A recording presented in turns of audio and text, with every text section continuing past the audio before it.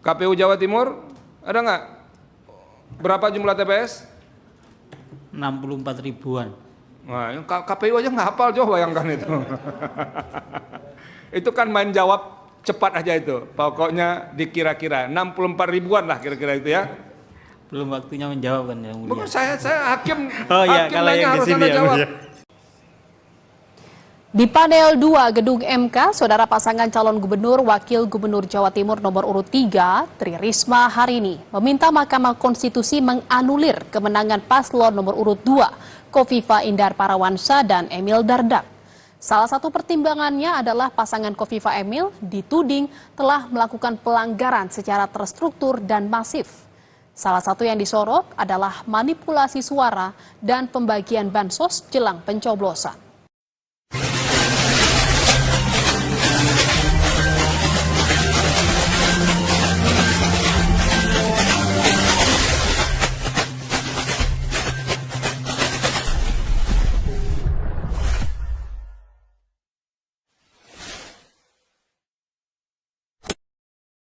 Sidang sengketa Pilkada serentak 2024 dimulai. Di hari pertama, Rabu 8 Januari 2024, Mahkamah Konstitusi melaksanakan sidang perdana untuk 47 kasus termasuk sengketa yang diajukan calon gubernur Jawa Timur pasangan Tri Risma dan Gus Hans. Dalam agenda pemeriksaan pendahuluan, pemohon diberikan kesempatan memaparkan pokok-pokok aduan dan bukti-bukti pendukung.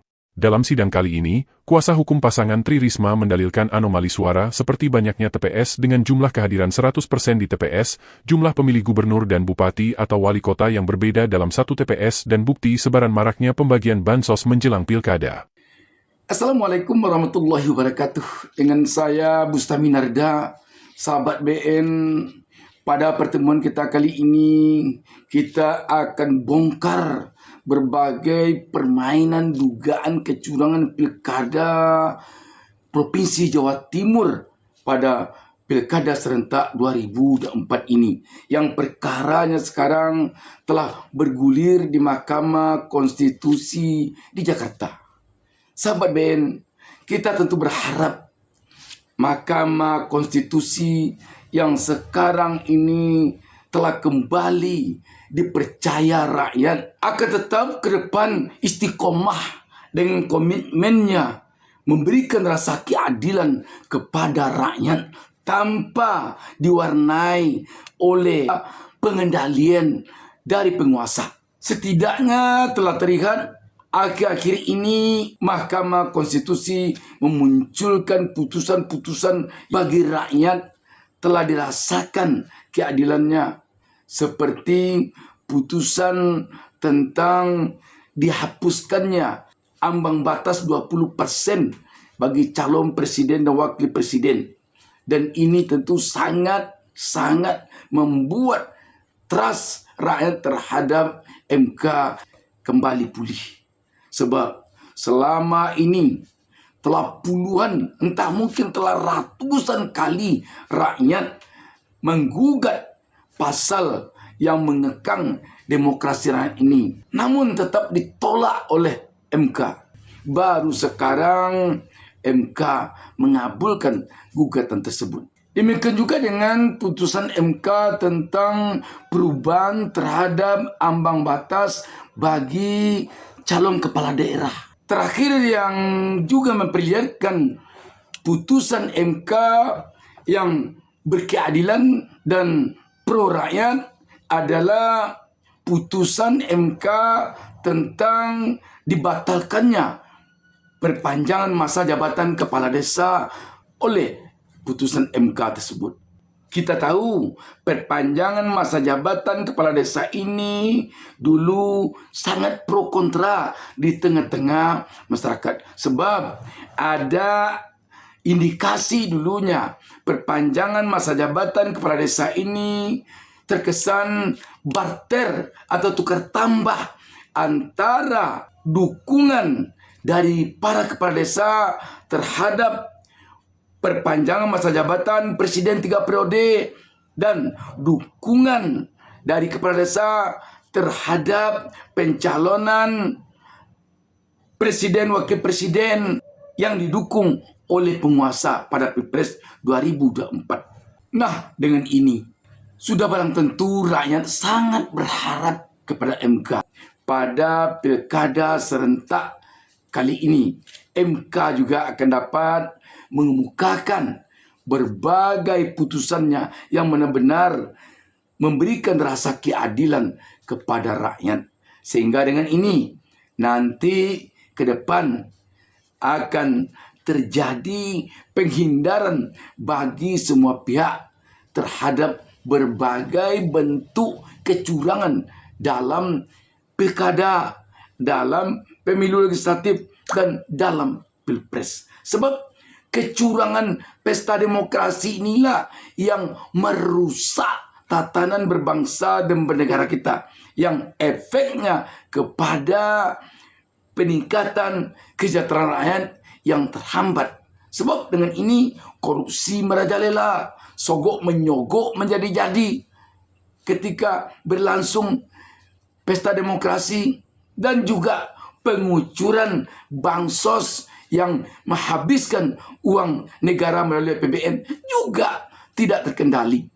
Kita tentu masih ingat di saat tahun politik Pilpres 2024 adanya pembagian bansos di pinggir jalan Sudirman di depan istana di Jakarta yang diberikan kepada pengendara motor tanpa melihat apakah mereka penerima bansos waktu itu terdaftar pada daftar penerimaan bansos waktu itu atau tidak.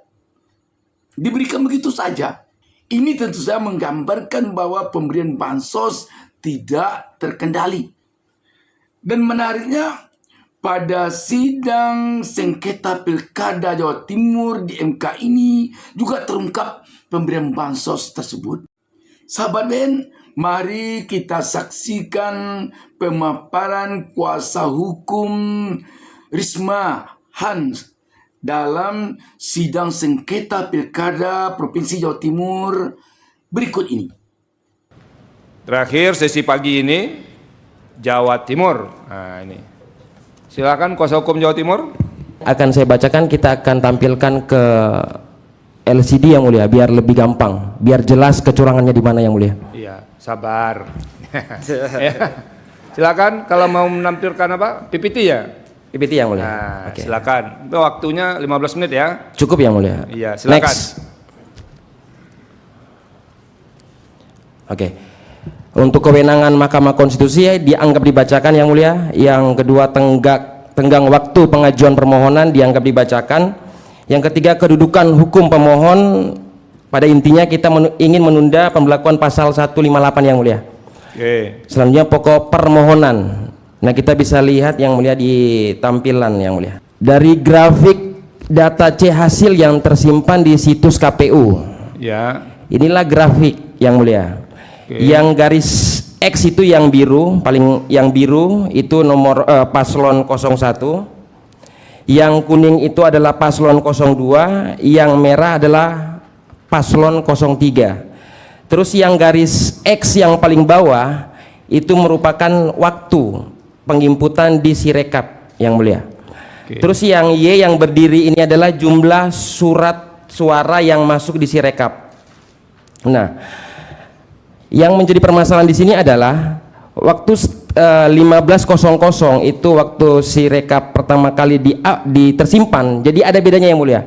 Ada yang tersimpan dan ada yang diupload. Yang ditersimpan itu adalah sebenarnya dari bukti kami dari sekitar 3.000 itu banyak yang sudah tersimpan. Jadi kenapa kata tersimpan? Karena nanti ada perubahan di situ yang mulia. Oke. Nah, dari 15.00 ini itu dari paslon 03 ini yang mulia. Paslon 02 yang mulia. Ya. Itu sudah mendapatkan 58,54%.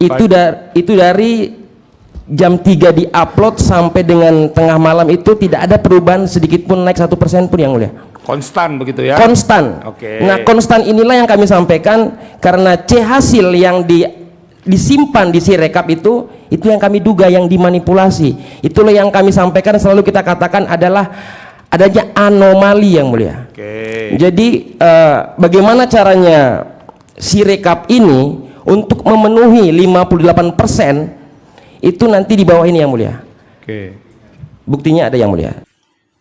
Sahabat BN, ketika kuasa hukum Ibu Trisma dan Hans ini menyebut angka 58% sekian itu, dan ketika dia juga menyebut nama Sirekap, mengingatkan kita kepada yang terjadi di saat Pilpres 2024. Juga angka 58% yang tidak bergeser semenjak Sirekap menampilkan pertama kali angka 58% itu dari hasil hitungan Sirekap. Bahkan menurut pakar telematika Roy Suryo, kehebatan Sirekap ini sangat mencengangkan. Belum lagi dilakukan penghitungan suara di TPS. Pada Sirekap telah ada angka 58% tersebut. Tapi untuk lebih jelasnya, kita lanjutkan menyimak paparan ini. Next. Terus Nah inilah waktu. ini masih situs KPU ya. Siap yang mulia. Silakan. Ini kan seharusnya kan dalam aturannya itu kan jam 1 tutup yang mulia untuk jatuh siang. Ya. Nah di sini itu jam 12.46 itu sudah diupload, sudah tersimpan. Kita sudah menemukan ada C hasil yang diupload di Sirekap. Selanjutnya itu buktinya kita ada semua yang mulia. Nanti kita lihat. Iya. Selanjutnya. Nah, untuk memenuhi lagi yang mulia, komposisi 58% tadi itu, inilah peta penyebarannya. Pengguna 90% sampai dengan 100% di tiap TPS.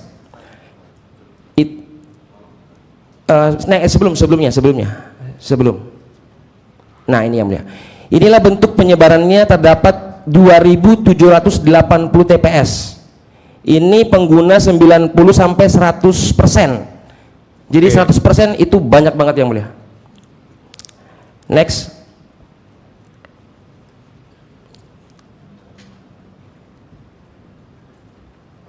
Ini contohnya yang mulia, bukti kita, contoh dari bukti yang akan kita sampaikan nanti.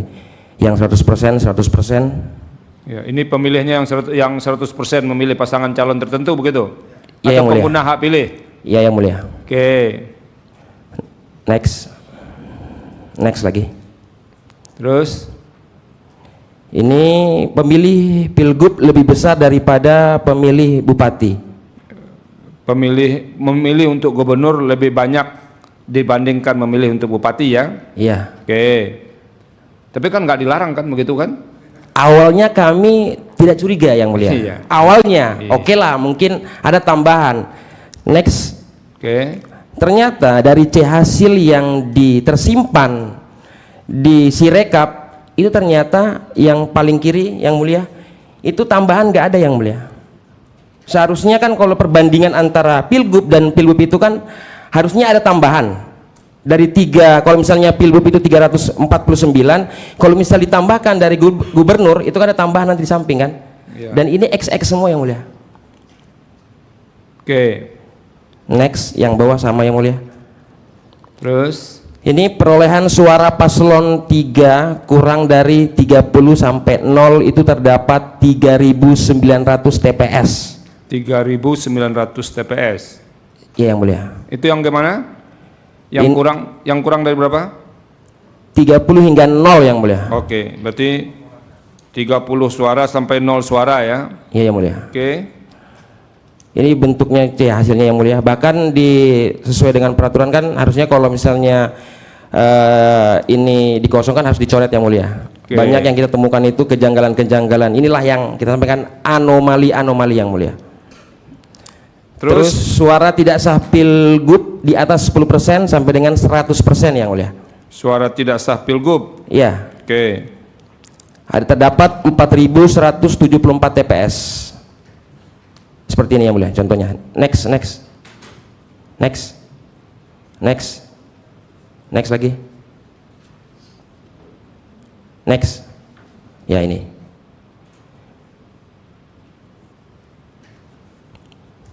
Terus Next. Ini tampaknya tanda tangannya juga kayak aneh yang mulia. ya, Lanjut. Suara tidak sah pilgub lebih besar daripada pilbub. oke. Tadi yang tambahan yang di atas tadi yang mulia, penyebarannya yang mulia. Anda hitung nggak berapa suara-suara tidak sah itu semua untuk pilgub? Itu Ada ya? yang mulia. Ada yang mulia. Oke, lanjut. Suara tidak sah pilgub itu 822.394. Sementara pilbub 366.273 ya. Iya yang mulia. Oke. Apa lagi? Next. Ini salah satu dugaan kami yang mulia. Perbedaan antara form C dengan form D. Ini sangat nyata yang mulia di sini. Oke. Ini nanti kita akan tanya ini ke KPU ini. Ini formulir Anda atau segala macamnya. Oke, terus? Oke. Next. Ini bentuk bukti yang kami akan sampaikan nanti. Ini juga C hasil yang di tip X yang mulia. Padahal kan yang diatur itu harus dicoret yang mulia. Ini sampai saat ini kami sudah kita copy yang mulia. Jadi website ini kita masih simpan. Oke. Oke, mulia. Next. Ini penyebaran bansos di Jawa Timur yang mulia. Terus? Nah, penjelasannya ini yang mulia. Ini kan peta ini yang Tolong gelap. digeser itu gambarnya. Next. Terus? Next. Ah, Oke. Ini yang merah pekat ini, inilah penyebaran bansos yang tertinggi yang mulia. Sampai dia sedikit mudar, itu berkurang penyebaran bansosnya di Jawa Timur. Setelah kami menggunakan data yang mulia, menggunakan program, ternyata next penyebaran bansos dan perolehan paslon 02 itu ada korelasinya yang mulia. Oke. Kalau kita lihat dari sebelumnya, merah yang pekat dengan hijau yang pekat ini itu memiliki korelasi yang mulia. Dan variabelnya sangat signifikan kalau kita lihat dari gambar tersebut. Dan untuk menghitung bagaimana korelasi antara pemberian bansos dan tingkat pemilih dari 02 ini, itu ada rumusnya yang mulia. Inilah rumusnya yang terakhir, next. Nah, ini rumusnya, tapi nanti kita akan hadirkan ahli yang mulia untuk menjelaskan bagaimana dengan proses penemuan dari hubungan dari pemberian bansos dan pemilih perolehan 02. Lanjut. Nah, pertanyaan saya itu soal suara-suara tadi yang dihitung terakhir itu kan rekap yang berbasis dari apa ya? Berbasis dari TPS kan? TPS yang mulia. Oke. Itu kan satu hal. Soal penayangan di situs KPU satu hal yang Anda jelaskan tadi ya, yang soal suara konstan itu. Tapi proses rekapnya dari TPS jalan kan? Jalan yang mulia. Pertanyaan saya kepada saudara, itu berapa TPS yang saksi pasangan calon yang Anda wakil itu yang tidak tanda tangan di TPS? Anda bisa sampaikan enggak? Gimana yang mulia? Mohon diulangi yang mulia. Berapa jumlah TPS di Jawa Timur untuk pemilihan gubernur? Kami peringkat paslon di Ini lawyer harus hafal dong, ya. kan pasti ditanya hakim kalau begitu. Siap yang mulia. KPU Jawa Timur ada nggak? Berapa jumlah TPS? 64 ribuan. Nah, KPU aja nggak hafal, coba bayangkan itu. Itu kan main jawab cepat aja itu. Pokoknya dikira-kira 64 ribuan lah kira-kira itu ya. Belum waktunya menjawab kan yang mulia. Bukan saya hakim. Oh iya, hakim kalau nanya yang harus di sini Anda ya, jawab. mulia. Gitu. Di panel 2 Gedung MK, saudara pasangan calon gubernur Wakil Gubernur Jawa Timur nomor urut 3, Tri Risma hari ini meminta Mahkamah Konstitusi menganulir kemenangan paslon nomor urut 2, Kofifa Indar Parawansa dan Emil Dardak. Salah satu pertimbangannya adalah pasangan Kofifa Emil dituding telah melakukan pelanggaran secara terstruktur dan masif. Salah satu yang disorot adalah manipulasi suara dan pembagian bansos jelang pencoblosan. Sahabat BN, setelah kita simak dari awal sampai akhir, sehingga kita bisa melihat berbagai dugaan kecurangan yang terjadi pada sepanjang proses penyelenggaraan Pilkada Provinsi Jawa Timur ini, maka perlu agaknya kita tayangkan melalui kesempatan ini putusan MK yang terkait dengan sanksi pidana yang bisa menjerat pelaku kecurangan pilkada. 2. Menyatakan ketentuan norma pasal 188 Undang-Undang Nomor 1 Tahun 2015 tentang penetapan peraturan pemerintah pengganti Undang-Undang Nomor 1 Tahun 2014 tentang pemilihan gubernur, bupati, dan wali kota menjadi undang-undang. Lembaran Negara Republik Indonesia tahun 2014 nomor 245 tambahan Lembaran Negara Republik Indonesia nomor 5588 sebagaimana undang-undangnya telah diubah dengan Undang-Undang Nomor 10 Tahun 2016 tentang perubahan kedua atas Undang-Undang Nomor 1 Tahun 2015 tentang penetapan peraturan pemerintah pengganti Undang-Undang Nomor 1 Tahun 2014 tentang pemilihan gubernur, bupati, dan wali kota menjadi undang-undang. Lembaran Negara Republik Indonesia tahun 2016 nomor 130 tambahan Lembaran Negara Republik Indonesia nomor 5898 bertentangan dengan Undang-Undang Dasar Negara Republik Indonesia tahun 1945 dan tidak memiliki kekuatan hukum ikat sepanjang tidak dimaknai setiap pejabat negara, pejabat daerah, pejabat aparatur sipil negara, anggota TNI Polri, dan kepala desa atau sebutan lain atau lurah yang dengan sengaja melanggar ketentuan sebagaimana dimaksud dalam pasal 71 dipidana dengan pidana penjara paling singkat 1 bulan atau paling lama 6 bulan dan atau denda paling sedikit Rp600.000 atau paling banyak Rp6 juta. Sahabat BN, kalau melihat kepada sanksi hukumnya, mungkin ada kita yang menilai ringan. Tetapi untuk diketahui, apabila sanksi hukum ini terkena kepada aparat pemerintah, kepada ASN, TNI, Polri, ataupun kepada penyelenggara pemilu seperti KPU, Bawaslu, dan unsur penyelenggara lainnya, bukan besar kecil sanksinya lagi yang diperhitungkan, tetapi efek dari terkena sanksi hukum ini yang agaknya perlu mereka waspadai. Sahabat BN, kita harus menyadari bahwa akibat pemilu curang, pilkada curang, pilpres curang di negara Republik ini akan membuat negara ini miskin. Kenapa dikatakan demikian? Karena kecurangan di dalam pemilu, pilkada, atau pilpres akan membuat merajalela korupsi, akan membuat merajalela sogok menyogok, akan membuat APBN menghambur-hambur ke banyak tempat tanpa terkendali, seperti penghamburan dana APBN oleh penyebaran bansos yang sembarangan.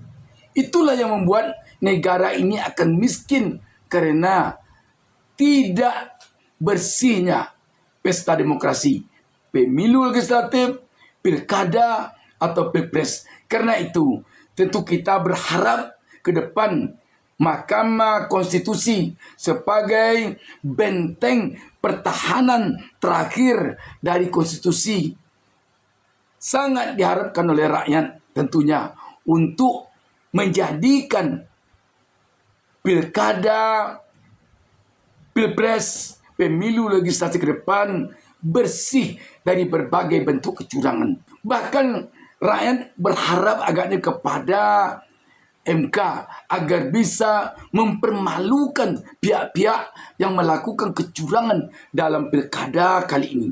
Gambaran hitam penyelenggaraan pesta demokrasi yang penuh kecurangan syarat rekayasa dan manipulasi selama 10 tahun terakhir di era kepemimpinan Presiden Kepala Negara Jokowi diharapkan tentunya oleh rakyat tidak terjadi lagi ke depan. Dan harapan rakyat itu sangat tergantung kepada Mahkamah Konstitusi. Demikian sahabat BN. Wassalamualaikum warahmatullahi wabarakatuh.